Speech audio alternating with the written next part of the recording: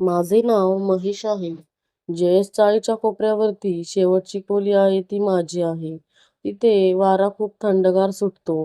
म्हणूनच मालकाने आम्हास तीच खोली देऊ केली आणि विशेष म्हणजे भाडेही कमी घेतली.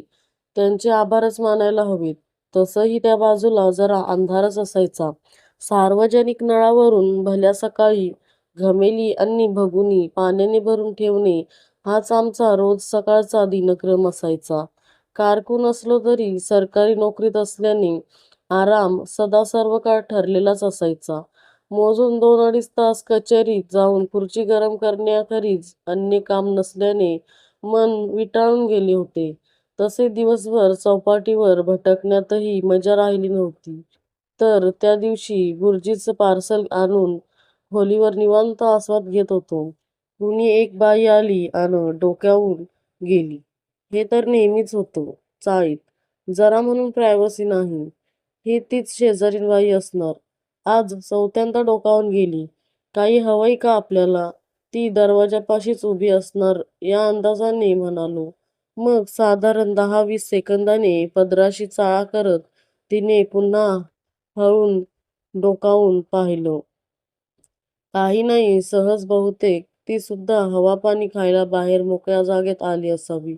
मग शेजारधर्माला जागत आम्ही विचारले, झालं का जेवण? हा खरं तर का कुणास ठाऊक, पण फार लोकप्रिय प्रश्न आहे. तर असा हा जबरदस्त प्रश्न विचारून मी बाहेर आलो आणि तांब्याभर पाण्याने चूळ भरून पिचकारी भर मारली आणि उघड्यावरच हात धुतले.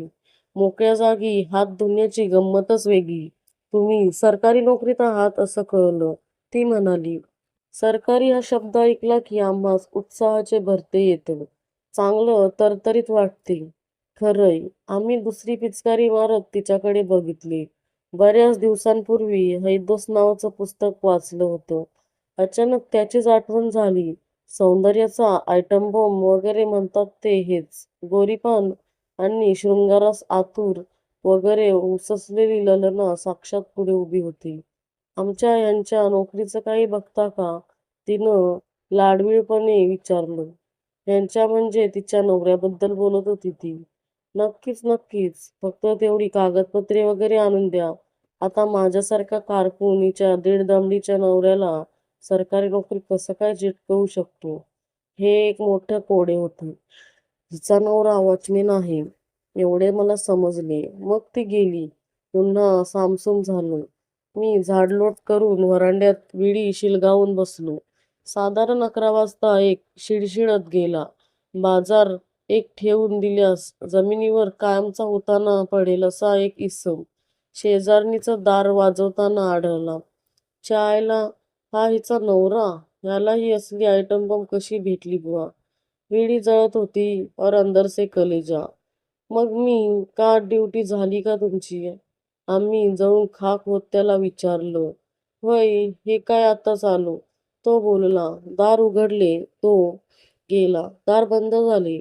मी दुसरी विडी शिलगावली. रात्री झोपेतून जाग आली. बाजूच्या खोलीतून दणादण आवाज येत होते. मी ते लक्षपूर्वक ऐकले. चायला सकाळ झाली. घमेल घेऊन सार्वजनिक नळावर गेलो. पाणी भरलं. ते मर्तुंड व्हरांड्यावरच दात घासत उभं होतं आणि ती ललना आत कुठेतरी उलटली होती. साहेब, होईल ना काम आपलं? या सिक्युरिटीत काही परवडत नाही हो. दात घासत घासत तो बोलला. सगळा फेस दाखवत. मॅनर्स नावाची काय गोष्टच आहे का नाही? झालं म्हणून समजा. तेवढी कागदपत्रे द्या माझ्याकडे. टॉवेल दोरीवर टाकत मी बोललो. नुकतीच अंघोळ झाली होती. काय घ्यायचं द्यायचं असेल तरी बी सांगा, तो म्हणाला. साला या असल्या लोकांमुळं भ्रष्टाचार वाढला आहे आणि दोष आमच्यासारख्या माणसांवर येतो. जास्त काही नाही, एक गावरान कोंबडी झणझणीत. त्याच्या इच्छेला मान देऊन आम्ही जिभेचे चोचले पुरवण्याचे ठरवले. मग कचेरीत जाऊन खुर्चीवर बसून 2-2.5 तास नेहमीचेच काम केले. चौपाटीवर फिरलो. भेळपुरी खाल्ली. सहज आठवले तसे हैदोसचा एक उत्तान अंक विकत घेतला आणि घाईघाईने दुपारची खोलीवर पोहोचलो. हे हैदोस म्हणजे तेचवाली पुस्तकं ज्याच्याने माझ्या रात्रीच्या स्वप्न रंगीन होतात. खाटेवर लवंडून पुस्तक हातात घेतले. मुखपृष्ठावरचे अर्धवट उघडे जंबो रोज बारकाईने न्याहाळत असताना शेजारी डोकावून गेली. गडबडीत पुस्तक लपवली.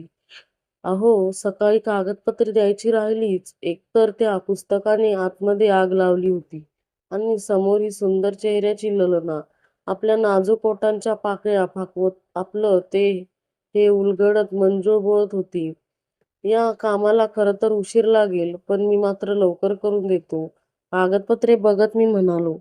कुठला तरी पिंपळगाव बुद्रुकचा 10वीचा दाखला, 12वी नापासचे मार्कशीट आणि इतर भरमसाठ झेरॉक्स असे ती कागदपत्रे होती. किती धूळ झाली हो खोलीत. मी झाडून घेते.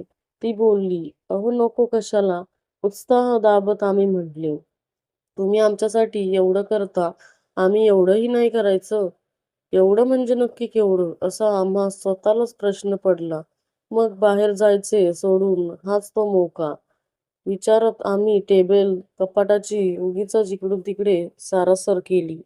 खिडक्यांच्या तवादानावर फडकी वगैरे मारून झाली. जळमटे वाढली त्यापेक्षा कितीतरी जास्त होती. बाईच्या नजरेतून काहीही सुटत नाही.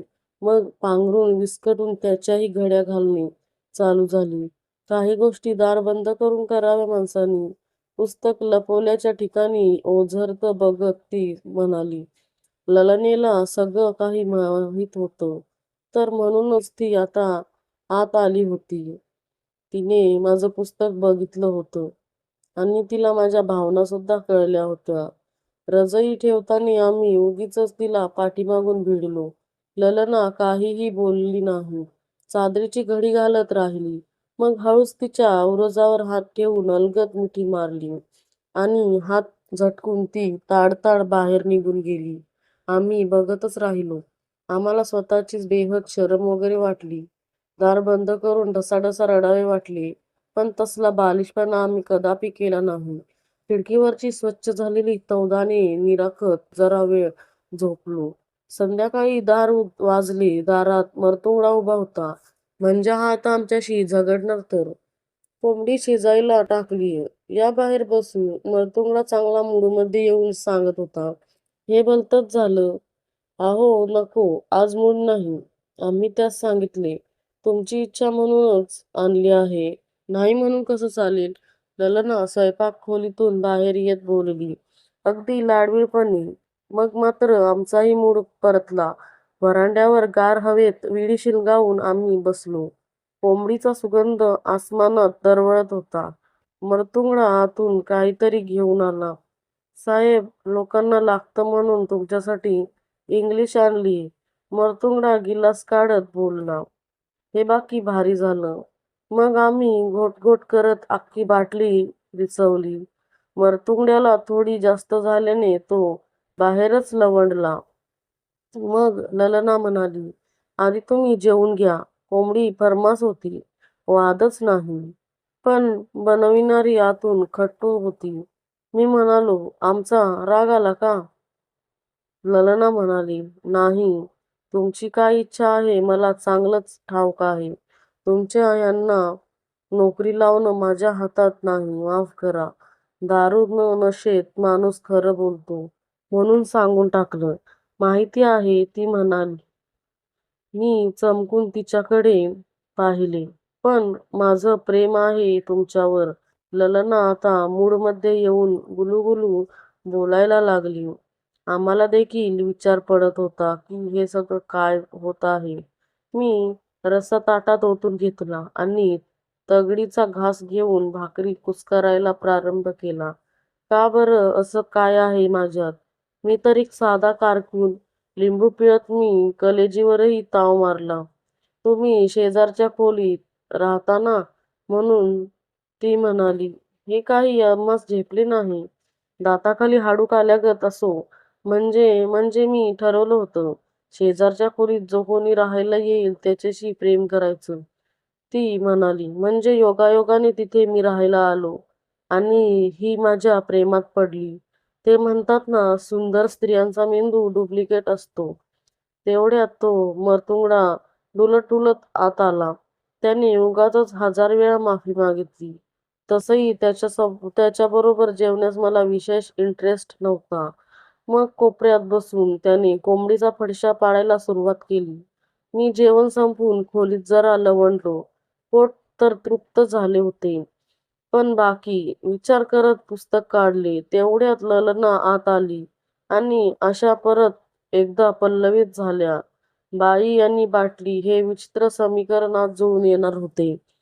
तर ती खाटेवर बसली. आम्हास फार थंड वाटले. तुमचंही माझ्यावर प्रेम आहे ना? तिने माझा हात हातात घेऊन उरोजावर ठेवत विचारले. मऊ मुलायम मासल मखमली उत्तान उरोजाचा तो स्पर्श आम्हास क्षणार्धात ढगात घेऊन गेला. मौके पे चौका साधत आम्ही दुसरा हात कमनीय कोमल गरगरीत वळणदार नितंबनावरती दाबून धरला आणि तारुण्याने मुसमुसलेल्या त्या यवनेच्या गुलाब पाकळ्यांचे रसपान करत म्हटले, हो खूप. आम्ही आत प्रवेश करून त्या मदनिकेचा मनी कुस्करण्याच्याच बेतात होतो की मदनिका स्वतःच माझ्या बाहुपाशातून सोडवत म्हणाली, घाई नको. उद्या आमच्या यांची रात्र आली आहे. मी उद्या येईन. 2 वाजता तयार राहा. ओसांडून वाहणारे आमचे परमसुख आम्हास नाईलाजास्तव कॅन्सल करावे लागले. या अशा स्त्रियांमुळेच केप्टम नामक म्हण उगम पावली असावी. हैदोस वाचण्यात आता रस काही अर्थच नव्हता. एवढे सुख कदाचित आम्हा झेपलच नसते. रंगिली सकाळ झाली. घमेली आणि भगुनी पाण्याने भरून ठेवली. कचेरीत जाऊन खुर्चीचे दर्शन घेतले. चौपाटीवर भटकलो. आठवलं तसं मेडिकलमध्ये महत्वाचे सामान विकत घेतले. असावी म्हणून प्रगत देशातून आलेली जपानी तेलाची एक बाटलीही घेऊन ठेवली. रात्री सामसूम झाल्यावर खोलीवर परतलो. वाटेत घरमालक भेटला. म्हणाला, रात्री दारं उघडं ठेवून झोपत जाऊ नका हो. आणि आवाज कसले येतात तुमच्या खोलीतून? माझ्या? अहो ते तर या शेजाऱ्यांच्या खोलीतून येतात. आम्ही विस्मयाने म्हणाले. अहो कसं शक्य आहे? ही खोली तर 6 महिने झाले बंदच आहे. मालक आश्चर्याने म्हणाला, काहीतरीच काय. इथे एक बाई आणि तिचा नवरा राहतो ना. रात्री आम्ही सोबत जेवण केलं. मी त्याला समजवायला काय सांगतो. खरंच की काय? अहो तुमच्या अगोदर इथं एक वॉचमॅन राहायचा. तो पण असंच सांगायचा. पण अचानक एक दिवस तो गायब झाला. आता मात्र चिडीचूप शांतता पसरली. मी पुरता टरकून गेलो. मग मालक समजावण्याच्या सुरात म्हणाला, हे बघ, तुमच्यापासून काय लपवायचं? तुम्ही सरकारी नोकर. या खोलीत एका बाईने आत्महत्या केली आहे. हे खरं आहे. तिच्या नवऱ्याचे बाहेर संबंध होते म्हणे. पण मला काय हे लपवायचं नव्हतं. पण दुसऱ्यांदा तिच्याविषयी कुणीतरी सांगतंय म्हटल्यावर मला कुणाची चिंता वाटली. म्हणजे तुमचीच चिंता वाटली. हे ऐकून मी सुन्न झालो. पाहिजे तर तुम्हाला उद्या खोली बदलून देतो. आजची रात्र काढा म्हणत मालक निघून गेला. हातभर फाटल्यावर जी काही स्थिती होती तशा स्थितीत आम्ही खोलीत प्रवेश केला. दरवाजा घट्ट बंद केला. जपानी तेल टेबलावरच शांतपणे ठेवून दिले. खिडक्यावरची जळमटे तशीच होती. म्हणजे काल त्यांना कुणीच साफ केलं नाही ते. कागदपत्रेही कुठे दिसेनात. हैदोस नावाच्या पुस्तकाकडे आता बघवत नव्हते. पण तसं घाबरण्याचे काही कारण नव्हते. रोजच्या सारखी ही पण एक रात्र सरेल. शेवटी कशीबशी झोप लागली. रात्री कधीतरी दरवाजावर थाप पडली आणि पडतच राहिली. अहो उघडा ना, आज दार का बंद केलंय? 2 वाजले. मी आले. भीतीने माझी गाळ उडाली. पण होतंय तरी काय बघू म्हणून मी शेवटी दरवाजा उघडलाच. लोक म्हणतात त्या रात्री खोलीमध्ये एवढे दणके बसत होते की अख्खी बिल्डिंगच दणाणून गेली होती. तर मित्रांनो, तुम्हाला जर या कथेतील पुढील भाग ऐकायचा असेल तर चॅनेलला सबस्क्राईब करा आणि कमेंट करून नक्की कळवा तुम्हाला ही कथा कशी वाटली ते. तोपर्यंत धन्यवाद. मिळूया पुढच्या भागात.